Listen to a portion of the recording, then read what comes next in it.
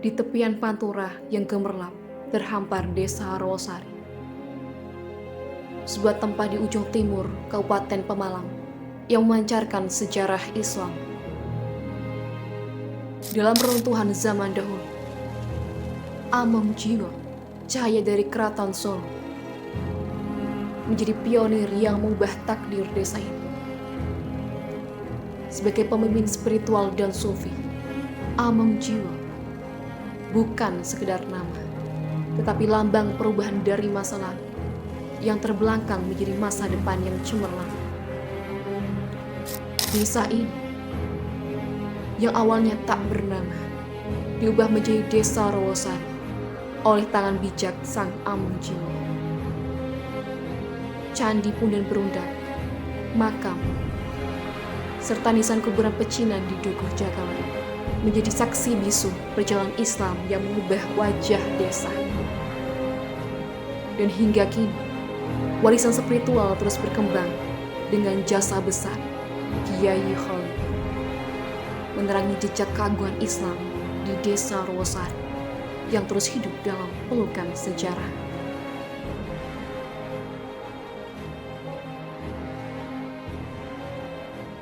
Masa-masa penjajahan itu di sini dikembangkan oleh beliau yang namanya Pak Kiai Abdul Kholik.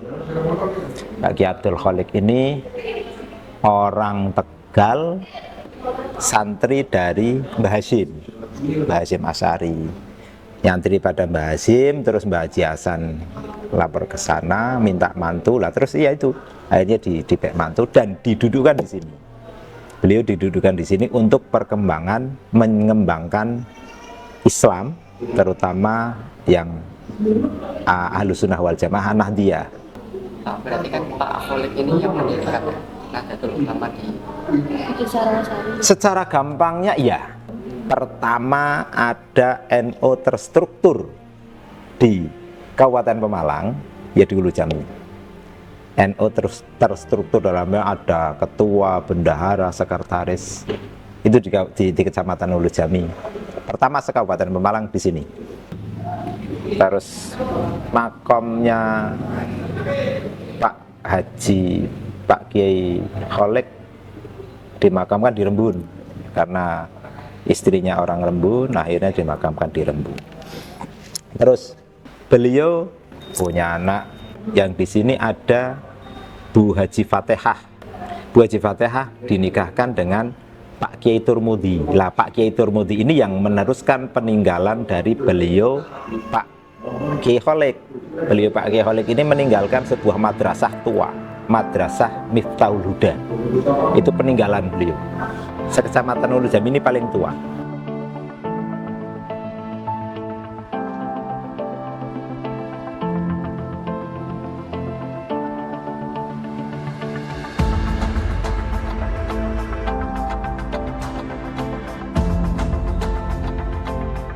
Masih berdiri, masih eksis, dan sekarang sudah generasi ketiga diambil oleh cucunya Pak Ustadz Miftahuddin.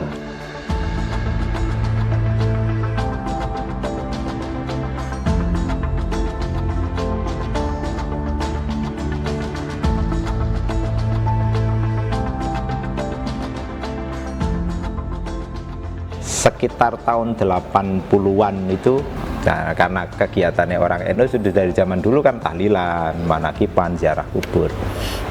Nah dibentuklah organisasi agar kegiatan ini menjadi satu desa yang terstruktur.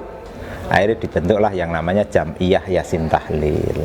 Tuh ini yang mandegani kalau dari orang-orangnya menamakan diri Pendowo Limo dulu, Pendowo Limo. Di situ ada Pak Kiai Hasan Junaidi, ada Pak Kiai Rahat Mubarok, Kiai Haji Rahat Mubarok, ada Pak Kiai Sotikon, ada Pak Kiai Imron Faza, ada Pak Kiai Dr. Andes Haji Nur Hanif almarhum.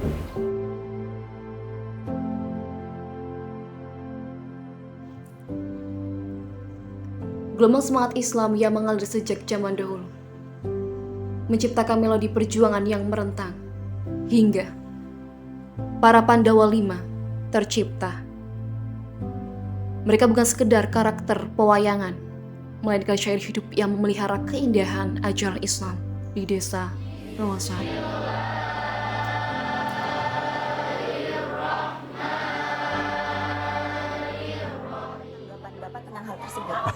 Kalau bagi saya ya bukan Pandawa V, tapi merjuangkan agama khususnya di Rawasari, yaitu teman-teman termasuk satu Bapak Ustadz Abdul Salam Arif, Bapak Ismail, Bapak Muhammad Joyo, dan saya sendiri.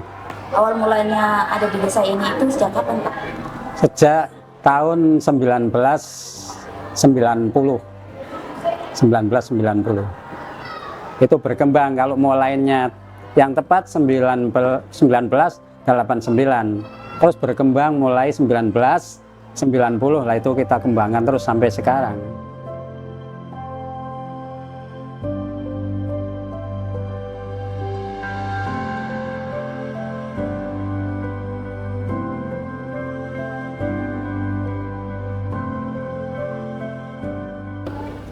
Pandawa V itu penyebaran Islamnya itu menggunakan strategi apa sih, Pak? Ya hanya itu tok, mengumpulkan atau mengorganisir orang-orang tahlilan gitu. Yang dipakai nomor satu adalah untuk mengembangkan Ahlus Sunnah wal Jamaah. Terus untuk menyatukan masalah pemuda dan masyarakat. Contoh kecil dulu bikin pertama di desa Rawasari sendiri, Dukuh Candi, Pejaten, dukuhnya Mbak Teti, terus Ngebong, Bandaran, dulu satu berdiri, sekarang ada 14 Jam'iyah Yasin Tahlil di desa Rawasari. Sekarang ada 14 kelompok. Nah, termasuk penasehat kita sendiri, sebab pendiri itu Pak Sodikon dengan teman-teman itu.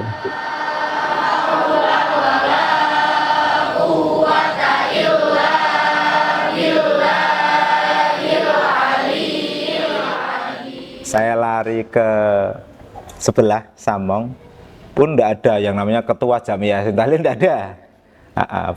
Tahlilan ya pokoknya ngundang wong, mimpin, panggil seorang ustadz atau kiai untuk memimpin tahlil, sudah seperti itu.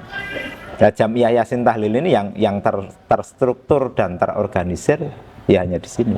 Nah, mereka ini bergeraknya, strateginya yaitu hanya menguatkan paham Ahlus Sunnah wal Jamaah An-Nahdiyah lewat tahlilan, lewat majelis taklim itu.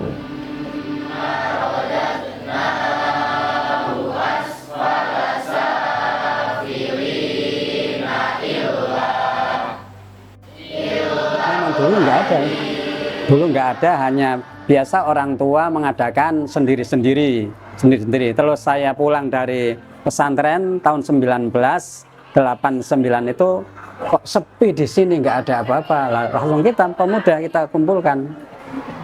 Setelah kita kumpulkan, alhamdulillah sampai sekarang itu ada 14 Jam'iyah Yasin Tahlil. Jadi bisa dibilang kayak saat pulang dari pesantren gitu, Pak. Lihat ke sini masih sepi gitu. Iya, memang masih sepi.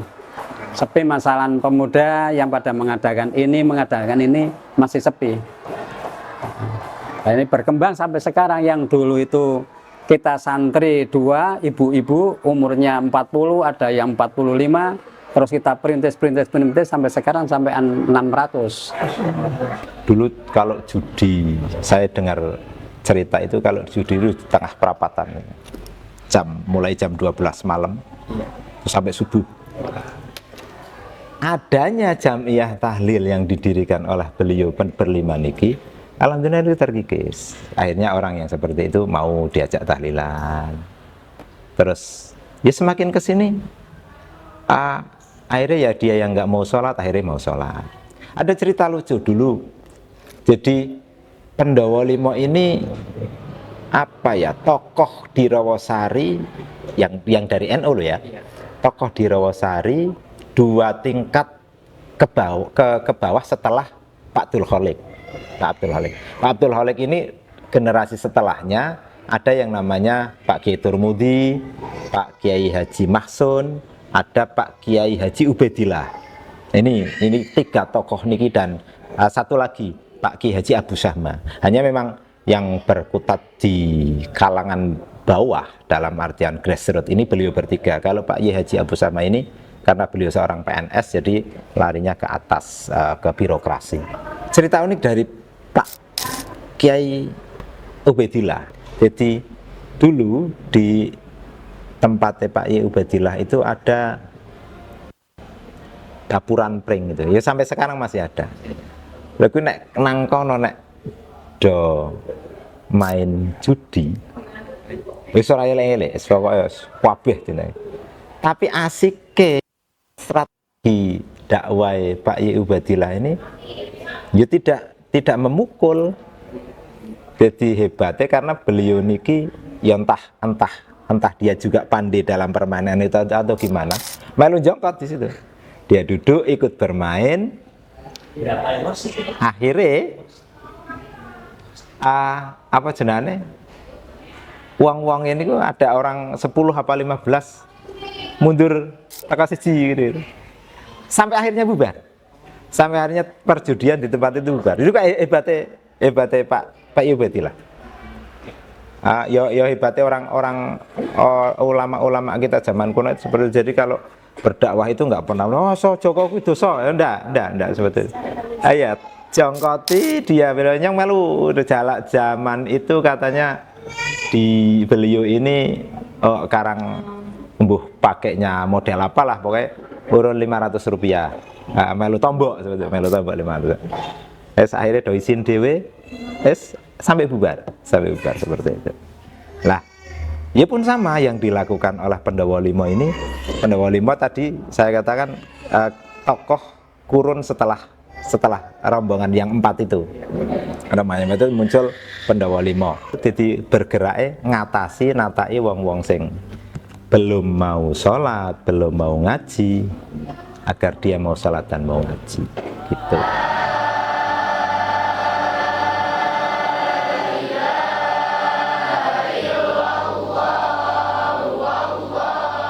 Nanti untuk kedepannya tetap jalan terus itu gimana? Nah, itu ada kumpulan 1,5 tahun sekali pengurus. Nah, ada berapa dukuh, itu setengah tahun itu perkumpulan. RW mana jadikan satu pengurus-pengurus untuk mengembangkan bagaimana ini. Misalnya sekarang kan banyak serangan yang namanya Syiah.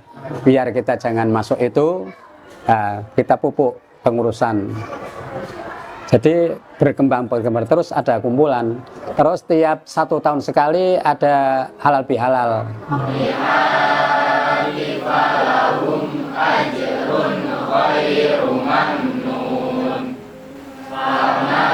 Selain menjaga kelestarian Majelis Yasin Tahlil, Kiai Shodiqon juga menjaga kelestarian madrasah warisan dari para pendahulunya. Madrasah yang dititipkan kepada Pandawa Lima untuk senantiasa dipupuk keberlangsungannya. Ini itu eranya Pak Kiai Ubaidillah itu.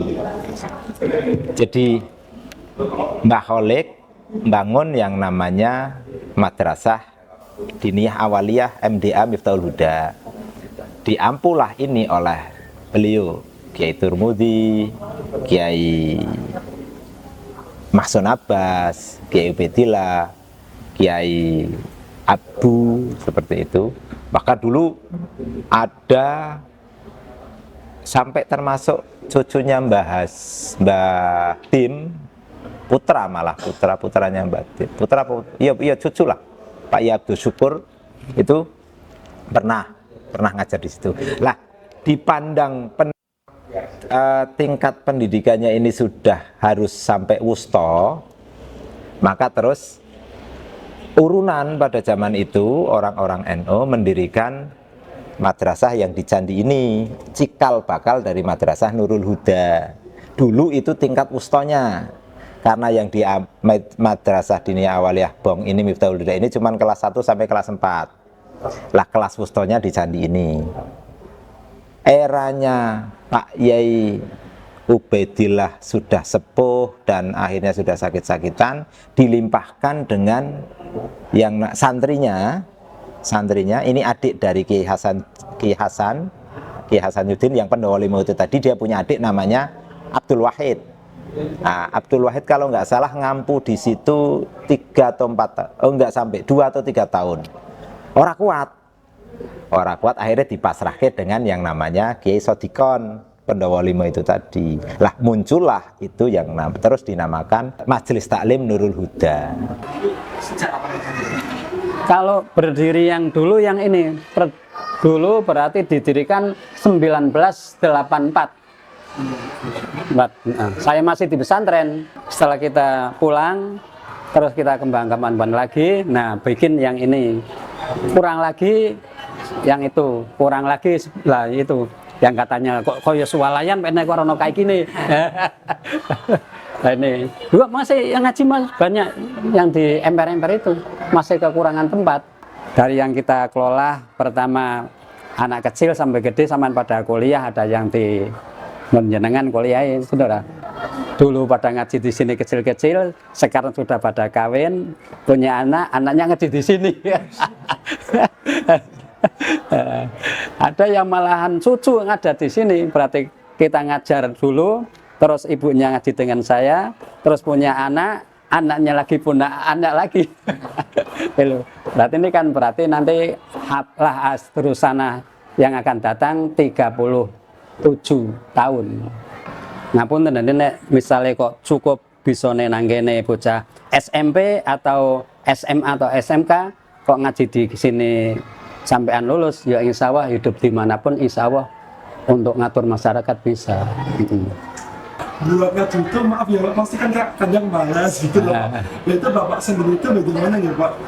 Kalau kita kan misalnya ada haflah Airusana, kan Bapak Ibu tuh kan kumpul, kita gembleng. Tolong ibu-ibu zaman sekarang sekolah itu memang penting, tapi kalau ngaji wajib, ya kan? Sekolah itu penting, tapi kalau ngaji wajib. Thalabul ilmu faridatun ala kulli muslimin wal muslimat. Misalnya kula sekolah kok cukup tamat SMA, ora dituntut mari Gusti Allah. SD tok ora dituntut karo Gusti Allah, tapi nek ngaji kok sampean ora bisa, sampean akhirat besok. Lah, saya seperti itu. Setelah itu orang-orang pada mantuk-mantuk. Intinya wajib mencari ilmu. Lah setelah itu baru orang tua ngajikan. Yang dulu pakainya berarti qiraati. Terus mulai tahun 2012 perkembangan lagi pakai An-Nadiyah. An-Nadiyah itu berarti pusatnya Tulungagung. Yang mengembangkan di Pekalongan. Semua Pekalongan pakainya An-Nadiyah. Nah, setelah pakai An-Nadiyah, tutor-tutor semua itu kita sekolahkan atau penataran 2 hari 2 malam di Pekalongan. Semua tutor-tutor itu kita kita sekolahkan penataran. Alhamdulillah mendapatkan sertifikat kaset-kaset itu untuk cara mengajar. Jadi orang tua pada mantep. Juga di sini nggak seperti TP-TP yang lain. Kalau TPK yang lain kan yang penting bisa membaca naikkan. Kalau sini nggak dites nggak bisa, ya harus 3 bulan lagi. Tes ini nggak bisa 3 bulan lagi. Lah insya Allah kalau lulusan dari sini ya ngapunten ora pamerake, ya mesti macane Al-Qur'an ki insya Allah bisa. Nah, terus termasuk niki lulusan niki.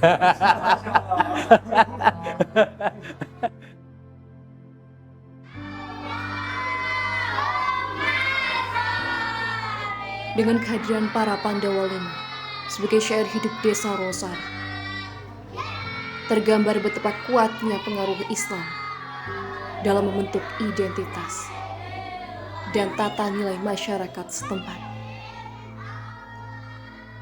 Mereka bukan hanya merupakan tokoh-tokoh pewayangan yang memerankan peran-peran heroik, tetapi juga menjadi cerminan bagi kebijaksanaan, kesetiaan, dan semangat perjuangan yang diilhami oleh ajaran Islam. Dalam konteks ini, melodi perjuangan yang merentang mencerminkan keteguhan hati dan kesungguhan dalam mempertahankan nilai-nilai agama. Menciptakan harmoni dan keindahan dalam kehidupan sehari-hari masyarakat Desa Rawasari.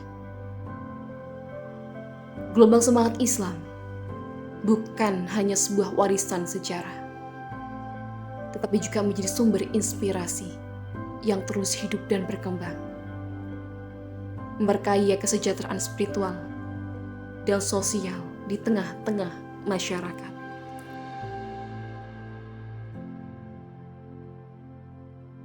Bersama-sama kita dengan pemuda, biasa kalau kumpul kita ngisi di Yasin Tahlil, dia bisa gembor-gembor. Tolong walaupun sampean seneng jamaah, sampean seneng ziarah, sampean kok birrul walidin, tapi anak-anak kita jangan sampai tidak diajarkan. Nah, kalau pesannya kayak itu. Yang gawat lagi, aku ki Nahdlatul Ulama, kok anaknya aku udah di Nahdlatul Ulama, a'udzubillahi min dzalik. Besok sih mandongake sapa nek aku nang kuburan. Kalau pesannya kok kuwi Mbak mesti nek nang Yasin Tahlil. Tolong jangan bangga saya bisa ibadah, tapi anak turun saya enggak pada bisa ibadah. Saya tak ndongake sapa besok. Kok mesti ngono.